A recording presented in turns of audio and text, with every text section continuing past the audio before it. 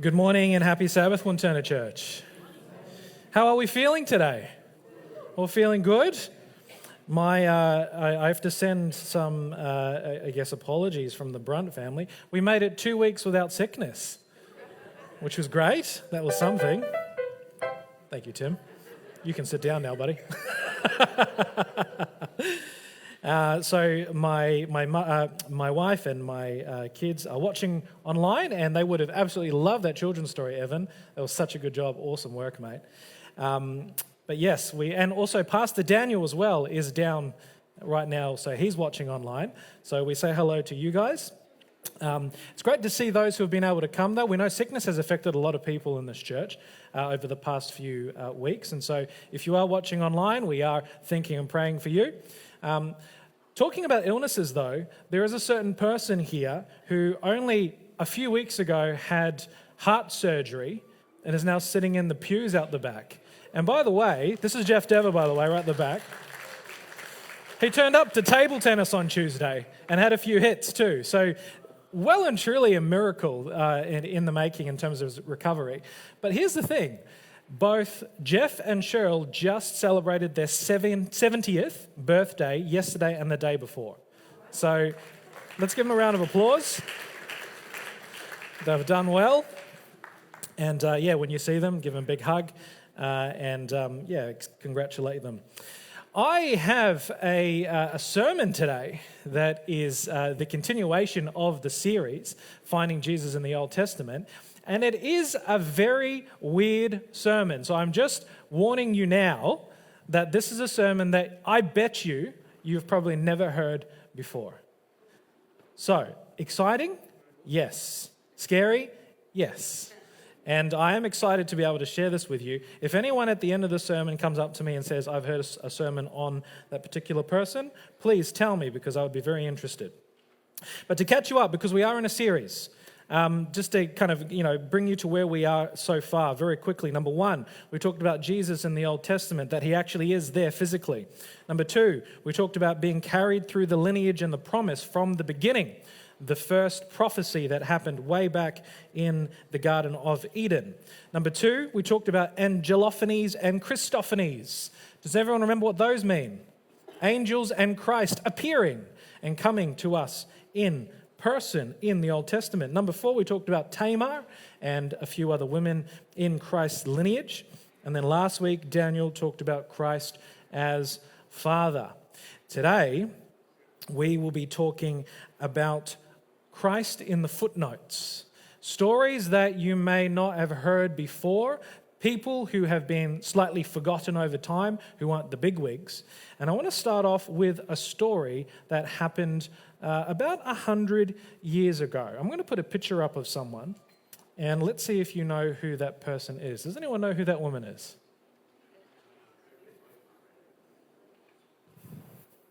I'll give you a clue. It's about 1930s, 1940s, and 50s where she was quite popular. Hedy Lamarr. Who said that? Rick, well done. You revealed your age too, by the way, mate. That was a trick. Hedy Lamarr, yes. So, if you've heard about the story of Hedy Lamarr, she was an Austrian-American actress, and she was well known for a lot of roles back then. She was always cast as the femme fatale. The woman who had the beautiful looks. As you can see, she was quite a beautiful woman. Anyone seen Samson and Delilah? That's who, that's what movie she was in. That's what she was famous for. And that was in about, I think, the 1940s, late 1940s. But it wasn't her acting that actually was her greatest claim to fame or achievement, but her contributions to an invention that we all use today. Now, I bet you wouldn't connect an actress 100 years ago to an invention that we use, even right now, you are probably using. During World War II, Hedy Lamarr became concerned about the dangers that faced the Allied ships. Radio-guided torpedoes were often jammed by the enemy, making them unreliable. So, she asked a simple question. What if a radio signal could jump between different sources and have multiple frequencies at once, making it impossible to block? Great idea. So she teamed up with a composer and his name was George Antheil, and together they invented a frequency hopping system. Now, here's the interesting thing. At the time, the Navy dismissed the idea. Maybe for many reasons. Maybe because it was an actress and a composer coming up with things that they thought would be used in the military. Who knows? But the idea was tucked away, pushed away in the dark, and was never used, forgotten. And Hetty died not knowing that her invention would be used for something important. It wasn't until 50 years later that you may know this organisation, the CSIRO, Australian organisation, by the way, teamed up and they invented something called Wi-Fi.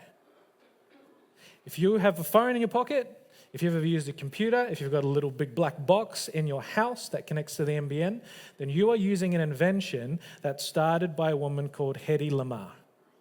And I bet you didn't even know that. Now, here's the thing. She didn't know that her invention would be so integral to the technology that we use today, and she has been very much forgotten. A lot of people don't even know that Wi-Fi was an Australian invention. All right? And so these are really great stories. I wanted to share the story because it gives us a launching pad to what we're going to experience in the Bible. We're going to look at a few people, and specifically one person who has almost been forgotten in time, but is integral to the Bible and Christ's mission. So, as we do that, I want you to, not yet. Let's not go into the Bible yet, because I want to maybe set the scene biblically. Here is a picture of people that you probably do know in the Bible. You've obviously got the one right in the front with the Ten Commandments. That's Moses. You've got people like Abraham, you've got Joseph, you've got David, Daniel, all of these people who are very much important. And what they are called, they're called types of Christ. What is a type? A type is a person that is like someone. And so all of these great people in the Old Testament are pointing towards something greater, pointing towards Jesus, kind of like a reflection in the mirror or a shadow. It's you, but it's not quite you. They just have similar attributes. Now, there are many types in the Bible that I could have chosen for the sermon. We've got Abraham, who is the father of many nations. That's an obvious one. I could have chosen Daniel, who was faithful right to the end. Even in the lion's den, he was faithful to his morals and his beliefs. What about David, who is the king of Jerusalem and the anointed one, which in Hebrew means Messiah? We've got all of these types. I mean, it was so hard for me not to preach on Joseph today, because Joseph is the quintessential type of Jesus. Everything that he did pointed towards Christ. I mean, I'll just give you a little bit of what Joseph's story points towards Christ, and you'll be like, yep, you should have preached that one, Dan.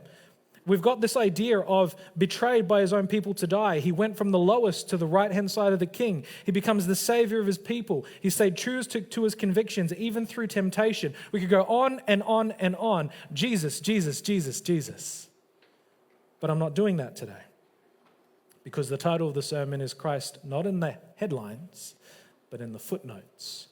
I wanted to give you something that is slightly different than normal. And so today is dedicated to the unknown ones in the Old Testament. Let me give you a few.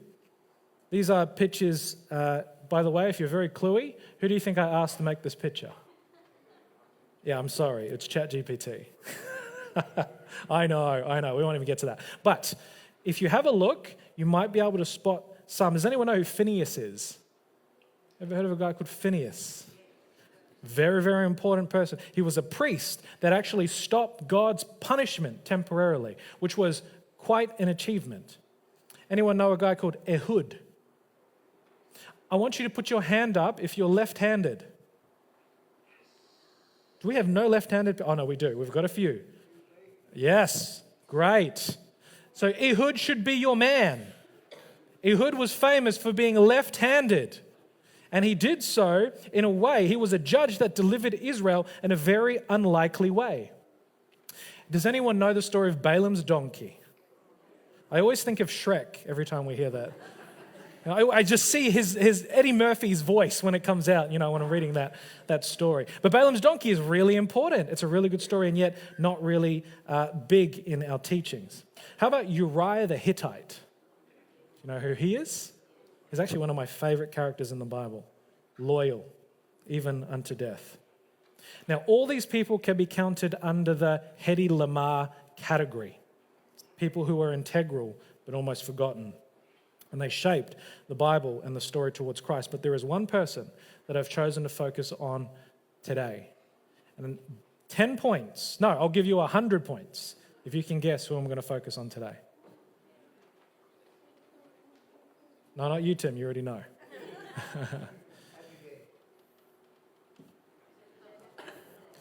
Put your hand up if you know Melchizedek. Okay, few hands. Great. Could I safely say that the most you probably know about Melchizedek was that he was a king and a priest? Yeah? That's mostly people's knowledge about Melchizedek.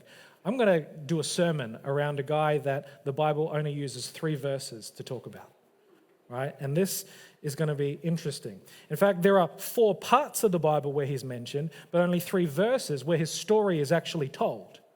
And so while we look at the story of Melchizedek, and there are the verses there, Genesis 14, Psalms 110, Hebrews 5, and Hebrews 7. I want you to make your way to the book of Genesis right now. So grab your Bibles. We'll be starting in Genesis 14. If there's anyone here who wants a Bible, we have some in the walls there. In the nooks, we have some Bibles.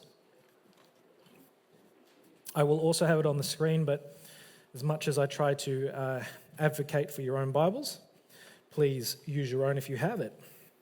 Genesis 14, and we'll be looking at those 3 verses, 18 to 20. This is literally the only 3 verses we have about the narrative of Melchizedek's story. Genesis 14, verses 18 to 20 starts off like this.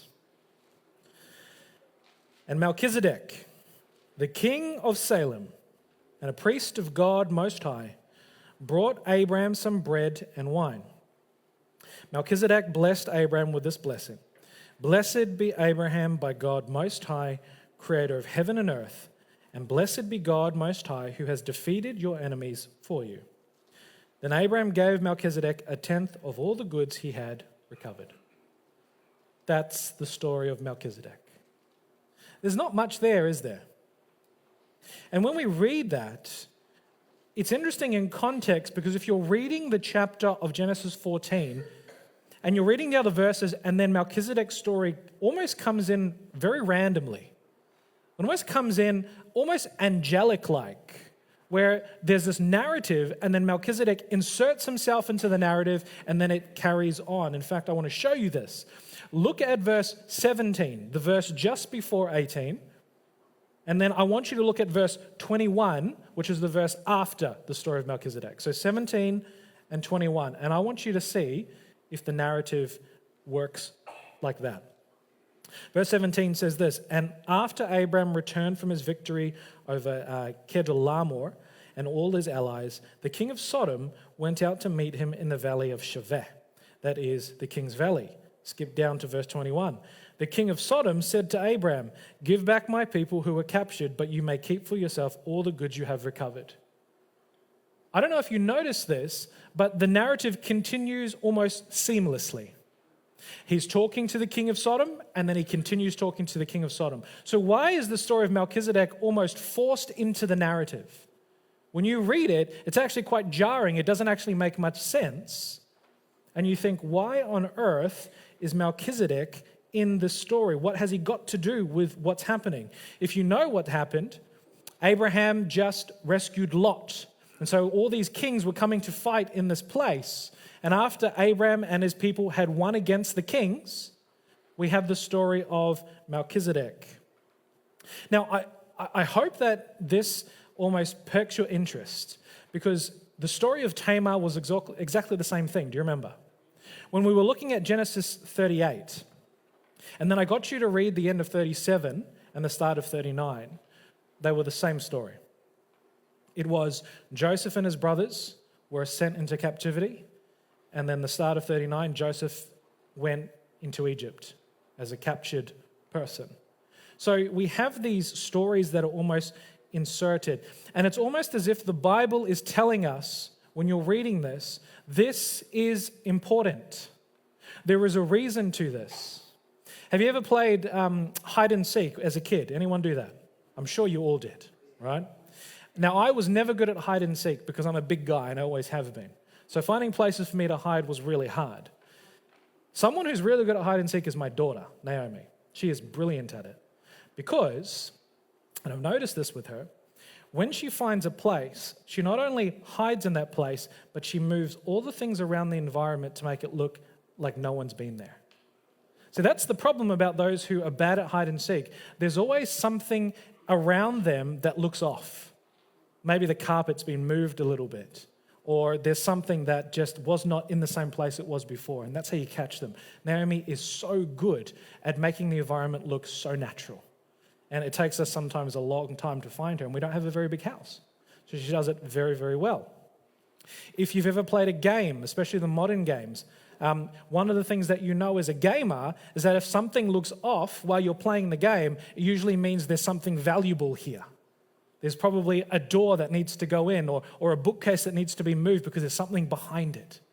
Right? That's the same thing with the Bible. When we look at the Bible and we find something off, we stop, we look because there's something important here. And Melchizedek is showing us that there is something here to look at. So what do we have after these 3 verses? What information do we have? Because it's not a very big narrative. Well, we know his name is Melchizedek. And if you know what that means, literally, it means king of righteousness. He's also the king of Salem. Salem means peace. Now, here's something. When you hear the word Salem, does anyone else hear something else? Jerusalem. They're the same place. So the old way of talking about Jerusalem was Salem, and then it was Jerusalem. He's a priest and a king. He met Abraham after the defeat of multiple kings. Here's an interesting one. He brings bread and wine. That's odd. He blesses Abraham. Abraham gives him a tithe. By the way, first time tithe is mentioned in the Bible. And then he leaves. And that's the story of Melchizedek. Now, we can already see that he's a type of Christ by just looking at these 3 verses. I mean, if I go through that list, who is the king of Jerusalem? Jesus. Who is the king of righteousness and peace? Jesus. Who is also a priest and a king? Jesus. Who brings bread and wine? Jesus. Who blessed Abraham? And I want you to remember this. Who did it? Jesus. This is clearly pointing towards Christ. And hopefully I've trained you to ask this question when you see characters in the Old Testament like this. Is this actually Christ? Is this a Christophany? You know how we're talking about the angel of the Lord, and he would present himself as an angel, but really it was God. Do you remember this? So is Melchizedek Christ? What do you think? Or is he a type of Christ? Now, there are 3 schools of thought. I'm glad that you all look confused because this is really, really good. There are 3 schools of thought as to who Melchizedek is. Number 1, it's a Christophany. It's actually Jesus incarnate. There's a second school of thought, which is that it is a typology of Christ, which is someone pointing towards him. And there's a third school of thought, which is really out like left field, which is this is one of Noah's sons, Shem. Now, there's a big reason for that one, and it's probably the least likely. It's actually based on a lot of Jewish traditions like the Targum and the Midrash. But even in their traditions, they have disagreement. So for me, as a pastor, I would safely say that he probably isn't Shem because it doesn't have much biblical evidence. So we're kind of left with the question, is this a person or is this a Christophany? And I hope you remember what the code was to kind of apply to this. I'll remind you again what the code was. Number 1, do they receive worship? Do they claim to be God? And do they have an authority unto themselves? So let's just go through them one by one. Does Melchizedek ever ask for worship? No. Does he ever claim to be God? No. Does he speak on behalf of someone higher than him? No, he just speaks on behalf of Melchizedek. So we can safely say, XXX, that he probably isn't a Christophany. This is not one of the ones that we've talked about in the past. This is probably a type, one who embodies Christ's attributes. But let's not put the cart before the horse because we haven't read all the verses yet. We've only read one. So let's go to Psalms 110, verse 4. Psalms 110, verse 4.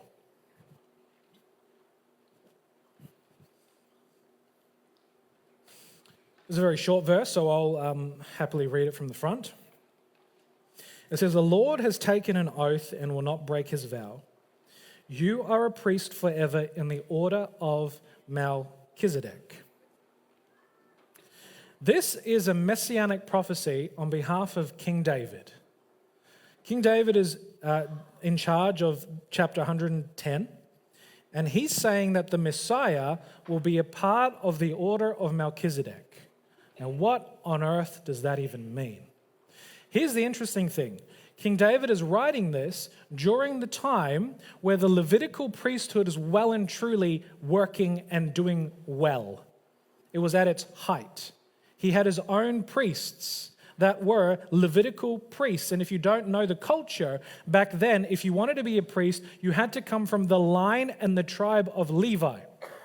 If you were born in any of the other 11 tribes, sorry, mate, you cannot be a priest. You're not a part of the tribe and the lineage of Levi.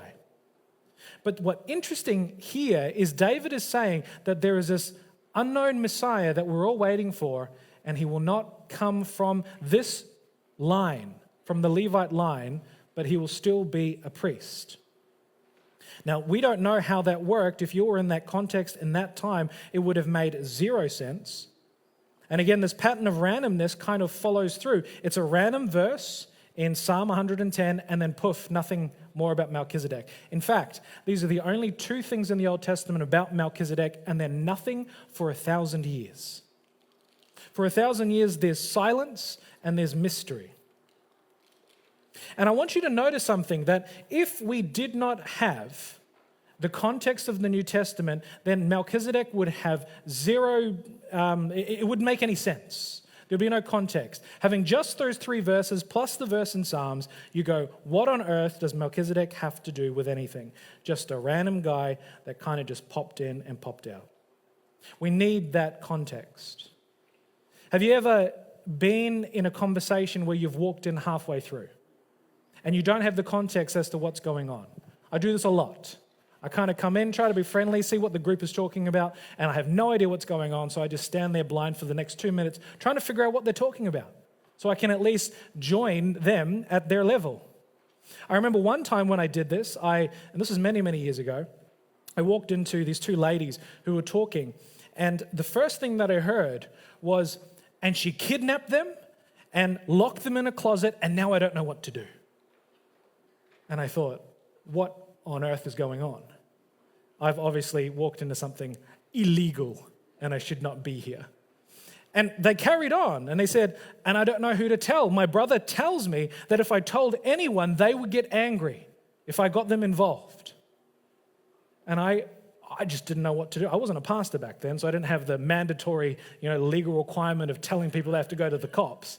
And so I just was trying to kind of, slump away from the conversation to make sure I wasn't a part of the accessory to whatever this is. And the lady saw me and she said, "Oh, I'm sorry, you probably don't understand what's going on. I'm talking about the TV show that I'm watching." And I thought, that makes a lot of sense. And she was scared to tell anyone because the episode had just come out and she was worried that if people knew what had happened, that people would get angry. Makes sense now with context. But what we're doing is we're walking into this conversation about Melchizedek without context. And so all we can see is what's in front of us until we have the book of Hebrews.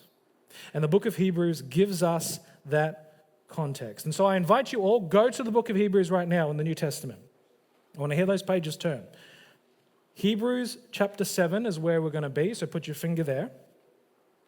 And while you're going there, I also just want to tell you as well, the book of Hebrews in itself is shrouded in mystery. Did you know that we don't actually know who the author of Hebrews is? There is contention. We think it might be Paul, but it's not really in his literary way of speaking, and so we're kind of just all over the place here. So even the story of Melchizedek is still shrouded in a book of mystery. But let's have a look. So we'll look at the first 3 verses of Hebrews chapter 7. Hopefully this will give us a bit of context. Starting in verse 1. This Melchizedek was king of the city of Salem and also a priest of God Most High. When Abraham was returning home after winning a great battle against the kings, Melchizedek met him and blessed him. Then Abraham took a tenth of all he had captured in battle and gave it to Melchizedek. The name Melchizedek means king of justice, and king of Salem means king of peace. We know all this. Here's the next part. There is no record of his father or mother or any of his ancestors, no beginning or end to his life. He remains a priest forever, resembling the Son of God. Now, does that kind of sound like to you that maybe this could be Christ? He has no beginning or end.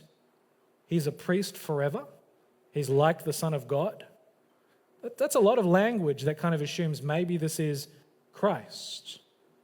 I wanted to show you these verses because when we read this, our little ears kind of pop up and we go, hang on a minute, something's going on. Until you actually go back and you read that it's being very literal. It says there is no record of his father or mother or any of his ancestors. Hebrews is actually telling us, right in front of us, what's going on. If you were a Jew and you had no record of your mother or your father or your lineage, guess who you are according to the Jews? You're a nobody.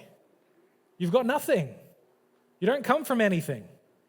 Whenever the Jews would introduce themselves, that would be, my name is Dan of, and then you'd say what your family's from. That's how you would introduce yourself. Your family was everything. Your lineage was everything. And so here we've got the author of Hebrews showing us that because we don't know who Melchizedek was, he has no lineage, he has no beginning or end, then technically his priesthood never started and never ended. Can you see what I'm saying? It was a forever priesthood. And so in essence, his priesthood has never stopped, very much like Christ. Now, you might have gotten to the point where you say, but Pastor Dan, what has this got to do with me in 2026? We've been talking about this historical figure. We've been talking about all this stuff. What has this got to do with me? Well, lots. And I'm going to try my best in the very little time I have to explain why. You need to think like a Jew when we are looking at things like this. The book of Hebrews was written to a group of Jews who were converting to Christianity.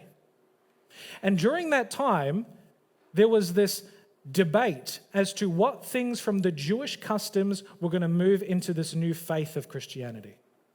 And they had a tussle about this. They didn't know what they had to bring from the old and bring to the new. Now, we would have the same problem. Is anyone here someone who hasn't been born in Australia that traveled to Australia as an immigrant? We have any of them here? Great. Now, here's the thing. How much of your culture did you bring to Australia? A lot or a little? A lot, right? Hopefully. I feel really sad when people lose their language. You know, if there's someone who speaks another language and they haven't taught their kids, it makes me really sad, probably because that's what happened to me. I really wanted to know Tagalog from Filipino. But anyway, I'll talk to Mum next week and we'll figure it out. But the idea of the culture coming across is so natural to us, right? And we do it so naturally because you want to bring those traditions in. I remember me, even from New Zealand to Australia, the customs are very similar. But I can't get over my Marmite sandwiches. Right? I hate Vegemite. I cannot do it. And I know that the tastes are very similar, and Vegemite is a lot cheaper, by the way. Marmite is very expensive, but I've got to have my Marmite. That's just something that I've brought over from New Zealand. And so when you travel, when you move, when you go to different places, this assimilation process has to happen. And I've got something here in my notes to say, is there anyone that travels to like Asian countries or maybe Middle Eastern countries and they have to have cereal for breakfast, right? And have you ever noticed if you walk into a store and look for cereal, they look at you funny because no one eats cereal for breakfast? It's weird. They have bread and they have, the normal food for breakfast. But for us, where's my cereal, right? Because it's so normal for us. The Jews had a very rigid tradition.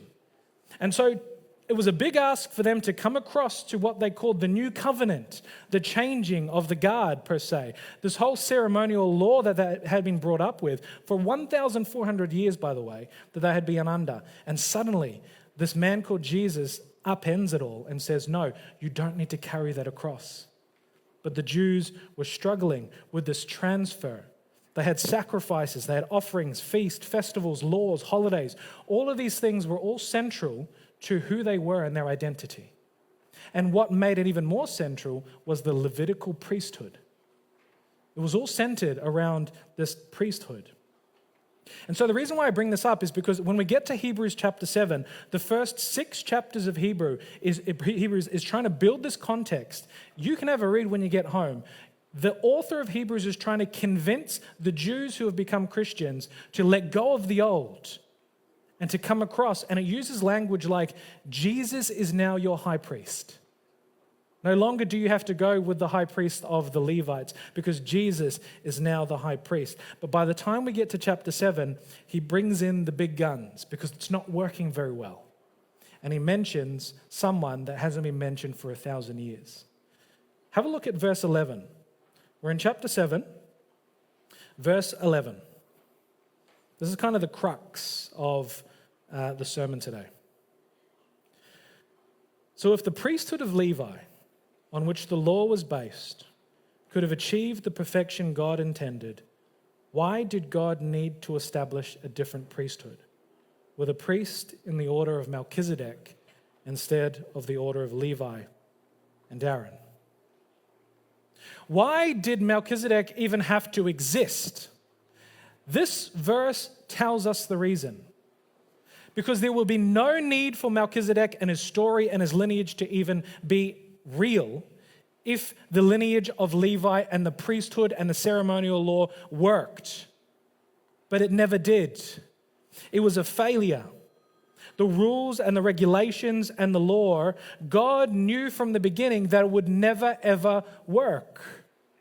And here's the kicker. Where was Melchizedek's story in the timeline compared to when the Levitical law was placed? You may not know this, but it was around about 1400 BC when the Levitical law and all the setup of the tribes and the customs and the festivals and the beliefs, all of that was established. The story of Melchizedek happened around 2000 BC, which means God set up the story of Melchizedek 600 years before the line of Levi was actually established, which means for 600 years, God knew that that would fail. He knew that the laws and the customs and the sacrifices that the Jews did every day, twice a day, would eventually fail. And so what is so amazing about this is that it tells us that Christ did not come because humanity failed. He came already knowing we would fail. The idea of Christ was never plan B. There was this idea that when we read the Bible and we go and we look at how the Jews did their thing in the Old Testament, it's almost as if all of the hopes all were on their shoulders. And we're all watching them to see whether they will pass. And we know, if you've read the Old Testament, that the Jews failed completely. They couldn't do it on their own.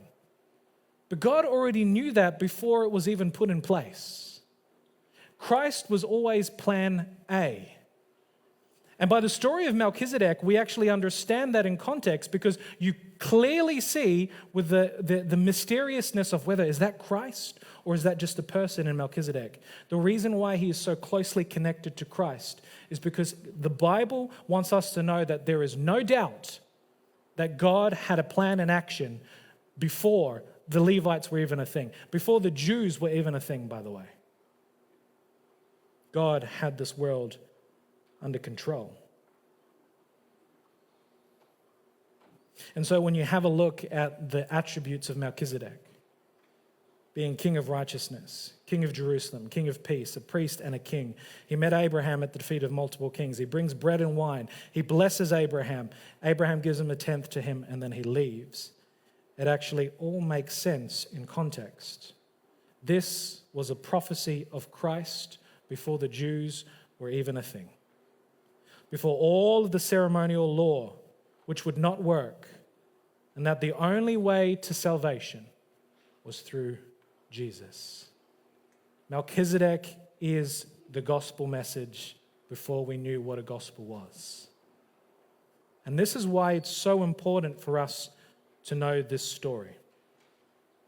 Hebrews 7 verses 15 to 17 continues. And it says, this change has been made very clear since a different priest who was like Melchizedek has appeared. Jesus became a priest, not by meeting the physical requirement of belonging to the tribe of Levi, but by the power of a life that cannot be destroyed. And the psalmist pointed this out when he prophesied, you are a priest forever in the order of Melchizedek. Melchizedek, in the 3 verses that we have in Genesis, becomes the ultimate bridge between the Old Testament and the New Testament. He actually connects Jesus to the priestly lineage that is not imperfect. If the Jews saw that Jesus came from the line of Levi and was a priest because he came from that tribe, Jesus would be ineligible to become Messiah because he had to come from the line of, anyone know? Judah. And Judah was not a priestly line. But also, if he was connected to the Levite line, he would be connected to an imperfect system. But being connected to Melchizedek connects him to a perfect system that never ends. Isn't that powerful? And this story allowed the Jews to actually accept their fate and to say that we need to come across to this new covenant, this new gospel of Jesus, rather than falling on the works-based religion of the ceremonies and the law. Without the story of Melchizedek and his connection to Christ, we may not have had an influx of Jews come across to the Christian faith in the early times. That's how powerful this story is. It helped the Jews connect something that was theirs and be able to know that it was part of God's plan. And so let's look at how Hebrews 7 ends, and then we'll be almost done. Verse 26 to 28 says this, he is the kind of high priest we need because he is holy and blameless, unstained by sin. He has been set apart from sinners and has been given the highest place of honor in heaven. Unlike those other high priests, he does not need to offer sacrifices each day. They did this for their own sins first and then for the sins of his people. But Jesus did this once for all when he offered himself as a sacrifice for his people's sins. Amen, church? The law appointed high priests who were limited by human weakness. But after the law was given, God appointed his son with an oath, and his son has been made the perfect high priest forever. Aren't you glad that you have a high priest that never dies? Imagine if you're in the Old Testament and you just got to know the high priest and then he just died for some reason. And then you had another one that had to come. Almost kind of like now with the church pastors, right? And they kind of just get moved on after how many years? You get to know them and then suddenly they just kind of moved on. That's really annoying. But when you have a high priest that is there forever, who is living now, that is right now atoning and working for your salvation, aren't you glad that you don't have to bring a sheep or some birds or a goat to the altar every time you look at someone lustfully, or every time you do a sin, or you steal, or you lie, or you cheat? Aren't you glad that you don't have to do that? Because Jesus was the ultimate sacrifice. Aren't you glad that your salvation is not based on your works alone? Amen? Anyone here think that their works alone would get them into heaven? Raise your hand. No, don't. Because no one in this room could do that. There are faiths and religions that believe in that. We as Christians believe no one is perfect. Only God can use that sacrifice as being perfect. See, we don't understand the gravity of his connection. If Melchizedek's story was not there, we wouldn't really understand the gravity of the situation because we're not Jews. But Melchizedek's story becomes that crucial bridge transitioning us from works-based salvation to the new covenant under Christ. Melchizedek is the ultimate Hedi Lamar, the unknown who played a pivotal role in shaping the future so that something greater could come. And I'm going to invite the worship team to come up as I finish with my last slide. And I want to encourage you all to see every story in the Bible as important, even if the story is only 3 verses long. Because you might be surprised that everything in the Bible is actually really important. And when you have time to actually look at how much it points towards Christ, you may be surprised every time you open the book. And so my prayer is that your story, if you feel like your story and your life is insignificant, if you think your role in this world is small and does not matter, then let me rebut that claim.